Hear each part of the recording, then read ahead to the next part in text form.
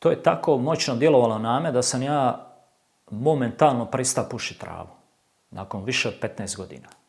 Znači momentalno, ja se više nikad nisam vraćao travi. Znači bez psihijatara, bez doktora, bez terapija, bez tableta, bez alkohola, znači momentalno. Te iste večeri. Samo na osnovu jednog predavanja. I sad, naravno, nekome ko nije u tome, to možda ništa ne znači. Ali ja znam bar 20 ljudi koji imaju ozbiljan problem s time i oni se ne mogu toga riješiti. Oni su žešći ovisnici.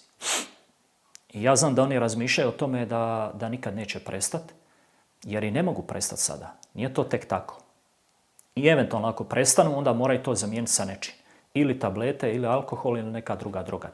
To je gotovo 100% je tako. A rijetko ko se stvarno očisti na ispravan način i uopće da ima snagu volje da to odbaci od sebe. Stvarno rijetko ko. I meni je to bilo wow, kao šta je sad ovo, znaš, pronašao sam nešto veliko, to je nešto silno.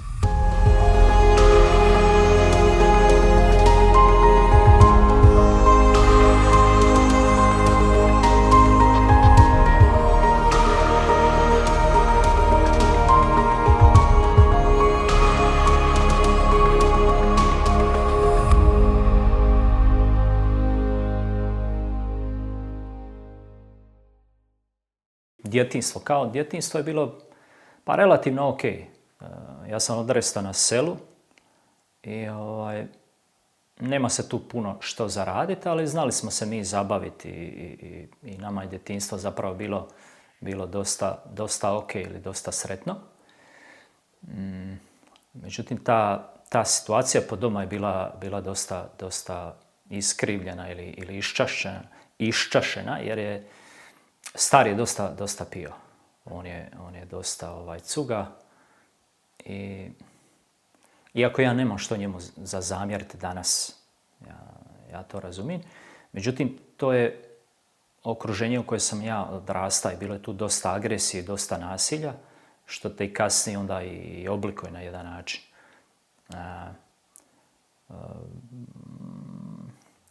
Mama je bila kućanica. Ona se snalazila u svemu tome i trudila se jako da nam osigura što je mogla i kako je znala i umjela. Ja bih rekao da su se njih oboje nekako trudili koliko su mogli. Međutim, to je bio za mene nekako hladan dom, bez te topline, bez ljubavi. Što me je onda i natjeralo da promišljam kako izaći iz toga, kako uteći, kako pobjeći, kako se nekako riješiti te situacije. I onda sam tražio način da sebe zadovoljim u svemu tome, u smislu da sebe organiziram život kako meni paše ili kako ja to smatram da bi trebalo biti. To znači da sam od malih nogu zna se vrlo dobro pretvarat, slagat, ukrast. To je bilo baš, to mi je bilo uzbudljivo. Kao, to me nekako izvlačilo iz svega toga. Ali u svom tom nekakvom procesu odrastanja ti se boriš za sebe. I onda gledaš samo kako sebi da namakneš, kako da sebe olakšaš i tako. To je prilično jedna sebična životna situacija. I onda ti manje više nije ni stalo do drugih. A i drugi nisu ništa u boljem stanju i onda tako život te nosi, ja bih rekao. Ja bih rekao da nisam imao nekakav plan ili program kako što i bio sam dosta nepodložan autoritetu, nediscipliniran. Uvijek sam nekako tražio ili čeka ili gleda sad kako će me neko uzeti pod svoje i onda će sve biti u redu. Znači jednostavno nisam preuzimao odgovornost za svoj vlastiti život. Bilo je dosta nasilja što se tiče mog starog, on je dosta dugo je to trajalo, neki 20, 25, 30 godina sigurno. Iako ja njemu nemam što za zamjeriti sada. To je sigurno i za mene. Evo, šaljemo i sad ljubav. Ono, sve 5, sve u redu. Ja bih rekao, on i mama su se trudili. Oni su se baš trudili i dali sve što su mogli od sebe. Ja ih ne mogu kriviti ni za što. Moj život, moji izbori, to je isključivo stvar mene. Znači, sve to što se mene nekako dogodilo po putu, ja sam se uvalio te stvari. Nije trebalo tako, ali to su moji krivi izbori. I jedna stvar te malo pomalo vodi do nekakve eskalacije, do nekakvog iščašenog načina života. Mislim, normalno je u našem društvu da se cuga, da se pije, iako ja nisam baš nešto pretjerano rano počeo. Možda sam se prvi put opio sa 15-16 godina, ono, pošteno. Međutim, kako smo mi bili i te nekakve ratne generacije, odrastali smo u vrijeme rata i bilo je dosta oružja u tom nekakvom našem prostoru. Bilo je dečki koji su išli na ratište i tako. I mi smo se igrali s pravim oružjem. To je baš bilo neko sveopće ludilo. To kad je ratno stanje, onda je to posebno stanje i svi su naoružani i svi imaju nešto uza se. Tako i mi dica, nije tu bilo kao ovih plastičnih igračaka. Mi smo stvarno imali i prave pištolje, prave puške i to je bila nama kao normalna stvar.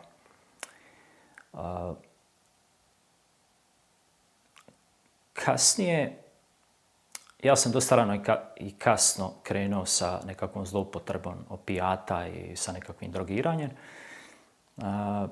Možda sa 19-20 godina sam krenuo kao to malo ozbiljnije pušiti tu nekakvu travu i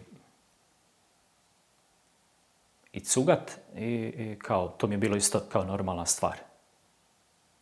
Nekakav normalan dio života. Na kraju sam imao 15 godina staža i nisam se više mogao odvojiti od toga. To je kad se oštetiš i psihički i fizički, kad misliš da je normalno da zloupotrebljavaš sebe i svoje tijelo i svoj život i onda nađeš se tu na nekom kraju puta gdje se više ne možeš odvojiti od toga. Jednostavno je to postane dio tebe i ne možeš više nazad. Tako je moj život otprilike izgleda, jer bi donosio odluke koje su me gurale sve dublje i dublje i nekako sve to vodilo nekakvoj eskalaciji i propadanju mog života. Najgora stvar u svemu tome što ti misliš da je to normalno i da to tako treba. Da ti trebaš biti gramziv i pohlepan i materijalan i sebičan i škrt i agresivan i lud po potrebi, da ti možeš biti sve samo da eventualno ostvariš neki svoj zemaljski cilj, da osiguraš za sebe i za ono svoje. Ja sam nekako poprilično brzo završio tu svoju nekakvu kriminalnu karijeru. To je trajalo možda neki 5-6 godina. Znači, jedna stvar je vodila drugoj.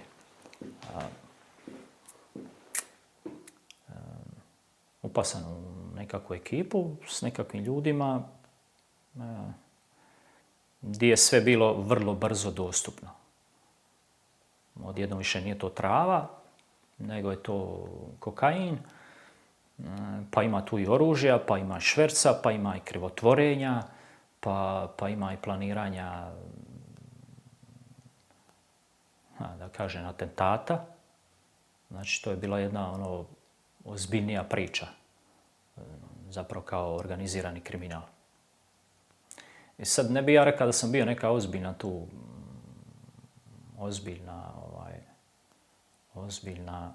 ozbiljan igrač. Ali si dovoljno lud i dovoljno opasan da napraviš nekom štetu u tom moru tih riba. Možda sam ja bio pirana, ona te svejedno opasna. Svejedno će te ugrist, otkrinit će komad od tebe. To je tako, nema tu puno pameti. kako se zavrtila ta nekakva moja kriminalna priča,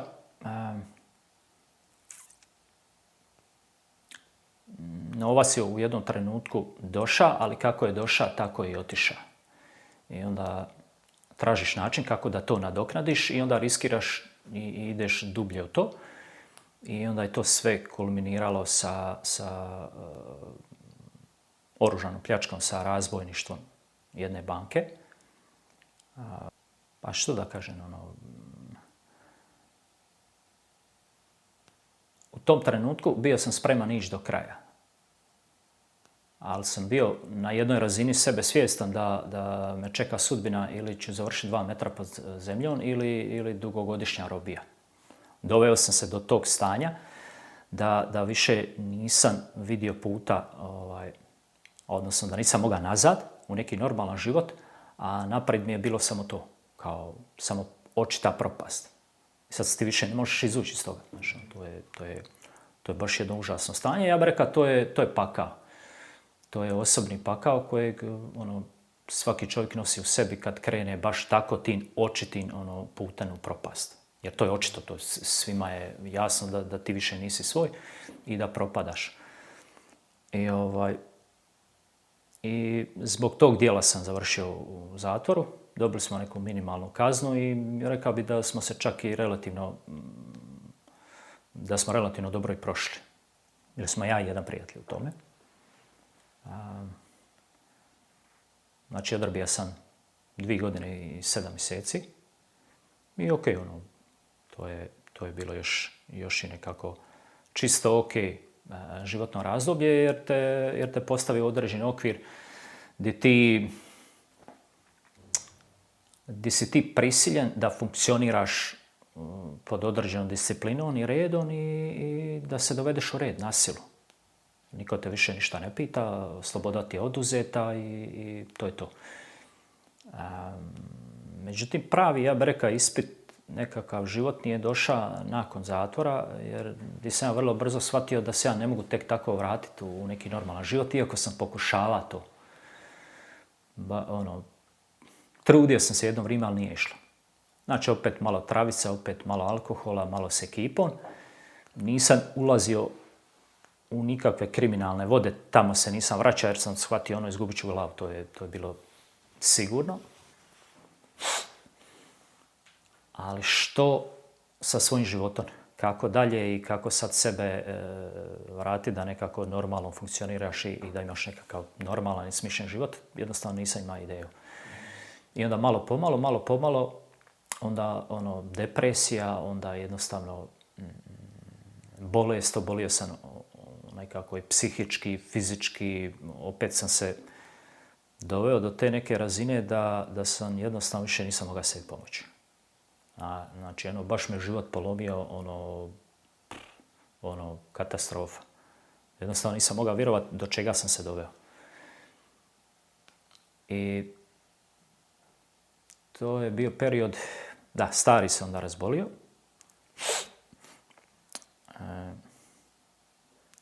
On nekakvih zadnjih 10 godina života nije cuga, nije toliko nije. Pa ja bih rekao, trudio se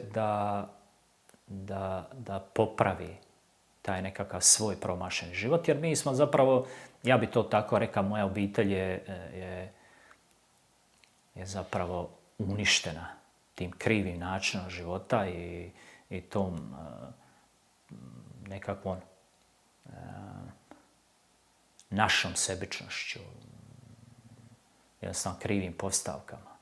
Iako su se svi kao nešto trudili da nešto naprave, ali to nije imalo blagoslova, nije imalo ploda. I sad ja mislim da je on bio toga i bolno svjestan i tako neki zadnjih 10 godina on se baš trudio i ali nije se to moglo više obnoviti ili vratiti. Sad, kad smo već saznali da on odlazi i da mu nema pomoći, umro je od raka pluća. U nekakvom kratkom roku je on otišao od pola godine. Ja sam isto počeo razmišljati o svom životu, vidim da sam totalno promašio, vidim beznađe, kad bi to sagleda, kad bi razmišljao o tome, znači katastrofa. I nemam koga kriviti, stvarno, ni roditelje, ni društvo, ni kao Boga. I jednostavno sam odgovoran za svoje postupke i za svoj život. I kad je otac otišao, ja sam vidio da mora nešto promijeniti. Međutim, nisam imao više snage. Nisam mogao, toliko sam bio loše da nisam mogao niti raditi. Toliko sam propao na svim razinama da se nisam mogao pokrenuti. Nedostajalo mi je snage, osjećao sam i duša i tijelo, sve mi je bilo toliko slabo da se nisam mogao pokrenuti. I onda jedne večeri otišao sam u staru didovu kuću, zatvorio se gori, naložio vatru tako kao u tom prostoru da se malo ugrijem i onda sam zavapio Isusu. To je baš bilo interesantno jer ja nisam do tada nisam se nešto molio. Međutim, tad kad sam zavapio,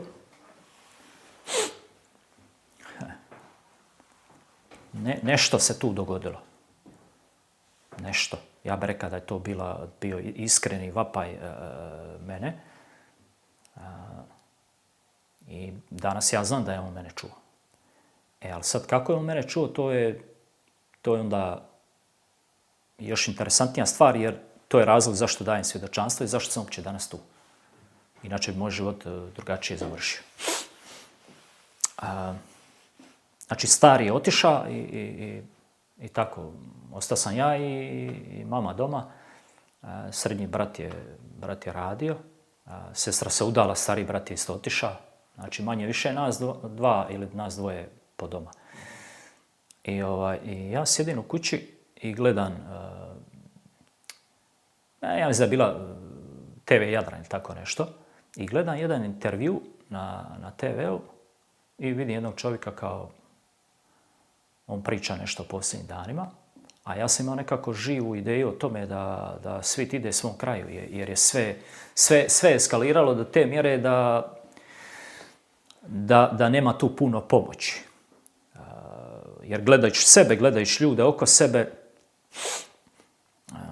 sve to nekako bilo propašteno. Propašteni životi, nesvrhoviti, svi su postali grubi, neljubazni. Jednostavno ljudi su postali zli. A ja vidim nisam ja bolji od njih. I onda kao, pa mora da je to što se govori o posljednjim danima, da će ljudi biti takvi. A sad kako se izvući iz toga? I sad kad sam ja gledao taj intervju, ja sam vidio, po prvi put sam vidio Lorenza Novosela. I on je govorio baš o tim posljednjim danima. Ne znam točno sad o čemu, ali dava je kontekst vremena u kojem živimo. I to je meni privuklo pažnju. I onda pokojna mama je bila živa, ona je ulazila u sobu i ja je kažem, majko, evo ovaj čovjek govori istinu. I kaže, pa su, baš dobro kao. Međutim, tada nisam uspio vidjeti broj telefona ili naći nekakav kontakt da ga eventualno kontaktiram, jer me privuklo ono što on govorio. I onda sam opet razmišljao par mjeseci nakon tog intervjua, razmišljao sam kako da dođem do njega ili kako da ga nađem. I onda opet sjedio sam po doma, vrtio te kanale i opet ista stvar, ja mislim da je bilo opet nešto kao TV Jadran. I on daje intervju kako ima seminar u Splitu, čim se da je bilo nauči nas moliti. I ništa, ja sam odlučio otići dole, da vidim o čemu se tu radi. I tako je bilo, otišao sam u Split. I prvi moj susret s njima je bio, tako je bio, to je tako moćno djelovalo na me da sam ja momentalno prestao pušiti travu. Nakon više od 15 godina. Znači momentalno, ja se više nikad nisam vraćao travi. Znači bez psihijatara, bez doktora, bez terapija, bez tableta, bez alkohola, znači momentalno. Te iste večeri. Samo na osnovu jednog predavanja. I sad, naravno, nekome ko Ko nije u tome, to možda ništa ne znači. Ali ja znam bar 20 ljudi koji imaju ozbiljan problem s time i oni se ne mogu toga riješiti. Oni su žešći ovisnici. I ja znam da oni razmišljaju o tome da nikad neće prestati, jer i ne mogu prestati sada. Nije to tek tako. I eventualno ako prestanu, onda moraju to zamijeniti sa nečim. Ili tablete, ili alkohol, ili neka druga droga. To je gotovo 100% je tako. A rijetko ko se stvarno očisti na ispravan način i uopće da ima snagu volje da to odbaci od sebe. Stvarno rijetko ko. I meni je to bilo wow, kao šta je sad ovo, znaš, pronašao sam nešto veliko, to je nešto silno. A onda sam posljedično tome prestao piti, iako nisam nešto pretjerano pio. Pio sam dok sam mogao, dok se nisam toliko oštetio i izlijedio, da su onda i male količine alkohola bile dovoljne da me poremete, da mi izmijene svijesti, jednostavno,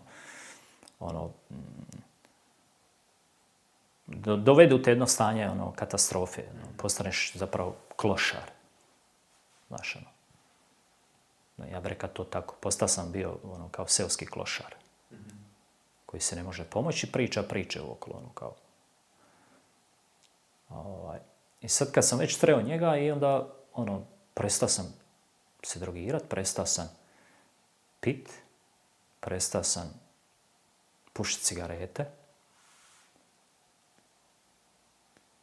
Primio sam takav upliv u dušu i u tijelo da je to je baš bilo čudesno. To je nešto s čim se nikad nisam susreo do tada. I on je tvrdio da je on taj, da je on poslan i da je tu u misiji. I sad nisam ja puno tu razumio, ali otprilike sam razumio da taj božanski potencijal čuči u svakom od nas, međutim krivi način života, jednostavno neznanje i to te vodi u krivo. I ti zapravo nikad ne dođeš do toga što je stvarna svrha ili smisao tvog života.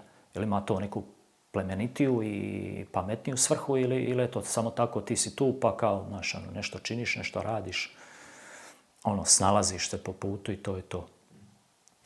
Međutim, on ima sve odgovore. On je nastupio s autoritetom kojeg ja u životu nikad nisam vidio ili osjetio.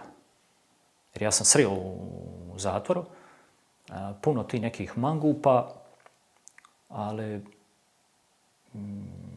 tako, pa ljudi smatraju da nešto jako u okviru svijeta, što je jako, ali nije. Zapravo, prije ili kasnije, ono što sam mogao vidjeti je da svi ti mangupi na kraju završe slomljeni. Njih život slomi. Nema tu ni pameti, ni sreće. To je siguran put u propast. I to svi znaju koji su krenuli tim putem. Neće ni jedan reći, kao nije tako, ne točno tako. Ali kad sam sreo njega, onda sam vidio jednu odvažnost i to što je on govorio, to je bilo toliko moćno, toliko je to silno bilo, toliko je to bilo jako da je meni momentalno promijenilo život na jednoj razini. To mi je baš bilo prečudesno.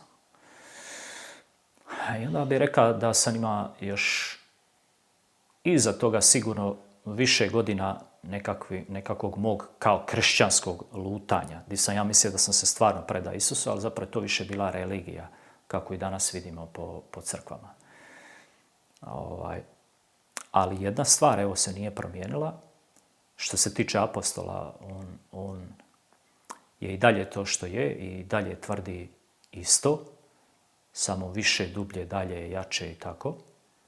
Ljudi se iscjeljuju, oslobađaju.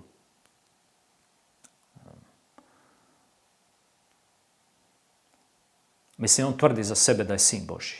I on tvrdi da je taj potencijal u svakom od nas i da smo svi mi sinovi i kćeri Božje.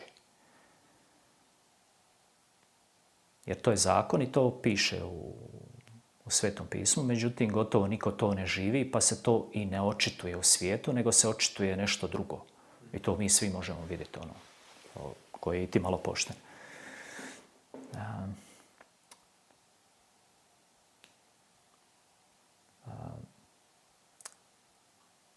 Ja bi ovako rekao, taj njegov Isus ili Lorenzov Isus, to je pravi Isus. Do njega ja nisam sreo nikoga što se tiče kršćana da uopće živi taj kršćanski život. Jer to je stvar načina života i određenog ponašanja i duha. I on je to sve utjelovio u sebi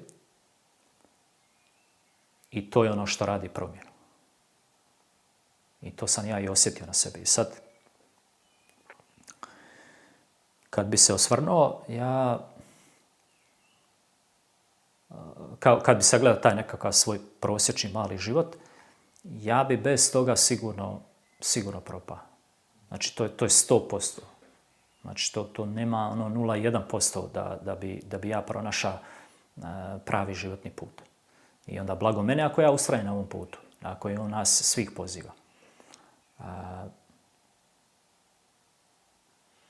Jer bez obzira koliko si ti pogriješio i koliko si falio u životu, ima taj Bog, mi znamo koji je to Bog, mi znamo da je to Isus.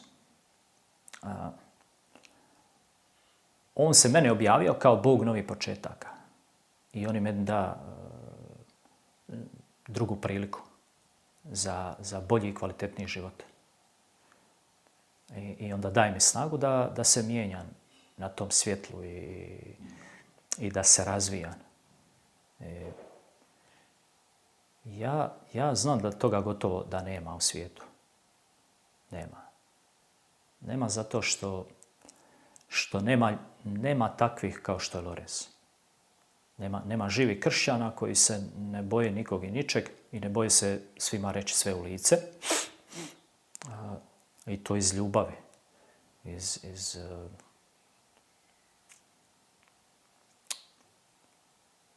Iz brige za duše koje propadaju. Jer ja sam 100% bio ta duša. Znači ja sam bio baš totalno propa do te mjere da mi nije bilo povratka.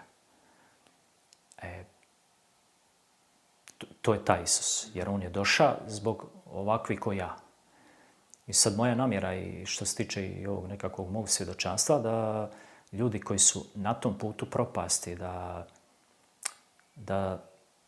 ili koji su bolesni i napušteni i ovako i onako i lijevo desno, da oni postanu svjesni i da se ohrabre da ima jedan Bog koji je Bog novih početaka. I to je možda najveće blago koje sam ja primio po putu kroz Lorenza i kroz ovu misiju. I vidim da je to vrijednost svake nekakve moje žrtve ili nekakvog mog truda. I onda htio sam se i ovako izložiti i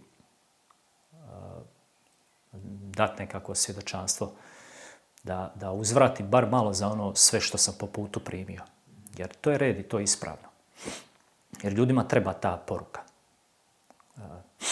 Njima treba neko reći da nije sve izgubljeno i da nije kraj dok nije stvarno kraj. Da imamo još priliku za promijeniti svoj život. Zbog toga je uostalom Isus i umro. Zbog toga je došao, zbog nas, zbog grešnika. Evo, ja sam sigurno jedan od tih.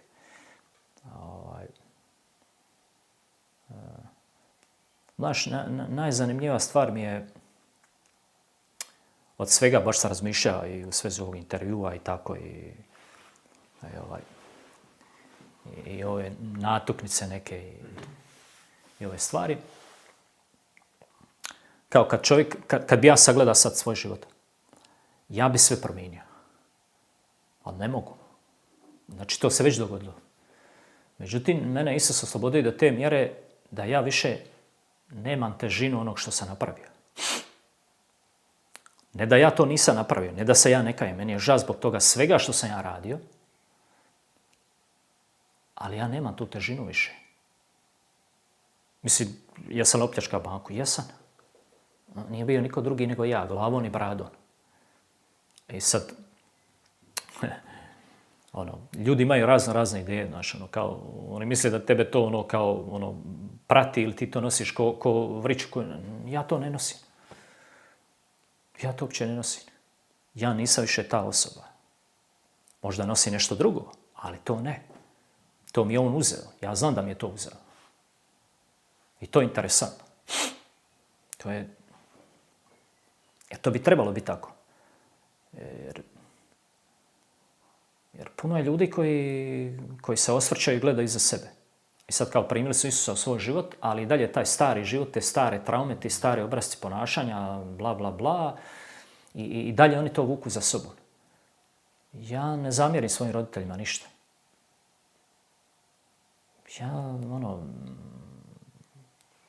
Ja ih blagosiljam kad stigne. Da su oni mogli bolje, mogli su, ali nisu, oni su dali što su mogli. Dali su od sebe sve. A onda tako i za sve ostale ljude u mom životu.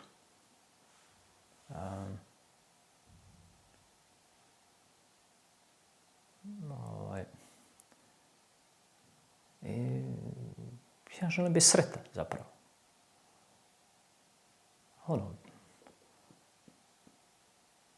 Čista istina ili apostol nudi odgovore na sve i daje rješenje za sve. Postoje rješenje za sve. Postoje rješenja, ali većina ljudi to odbija. Ja sam neko ko je spreman prihvatiti tu drugu priliku i ići tim putem. Naravno, kad sam sreo apostola, onda se stvari opet su se dodatno promijenile i onda više nisi, kako bi rekao, nisi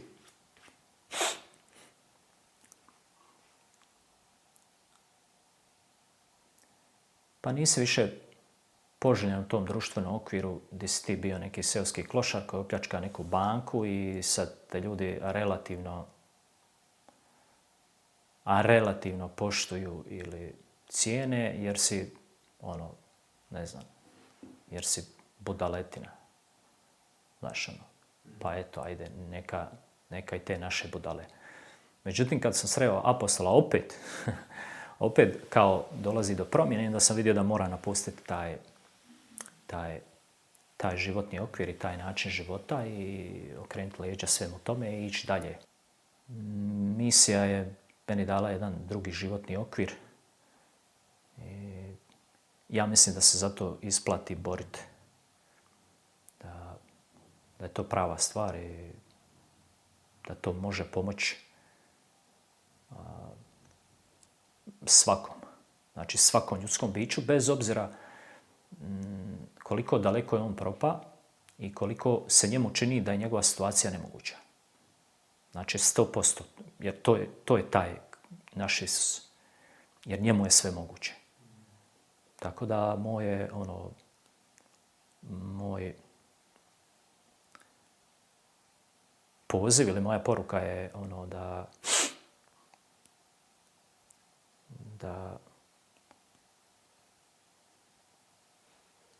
da ima jedan kojem je stalo, da nas voli, da nas ljubi, da nas može i hoće iscijeliti, duševno, fizički, materijalno, na svakoj drugoj razini. Može. Ja sam svjedok da je to tako i moj život to pokazuje. Evo sad sam za ove koji će možda gledat, ali me poznaju i imam ženu, čekamo dite, radim, zaposlen sam i funkcioniram normalno, rekao bi u ovom svijetu. I nije kasno. Još uvijek nije kasno. Jer to je jedna izvanredna milost koja se nama daje. Ja to isto tako vidim. Vidim misiju kao tu produženu ruku koju naš nebeski Otac pruža u ovu beskrajnu tamu koja nas okružuje. I ja sam isto bio dio te tame. I htio bi da ljudi to vide, da čuju, da osjete, da zatraže, da zavape. Da i neko tamo pronađe put, kao što sam ga ja pronašao kroz Lorenza.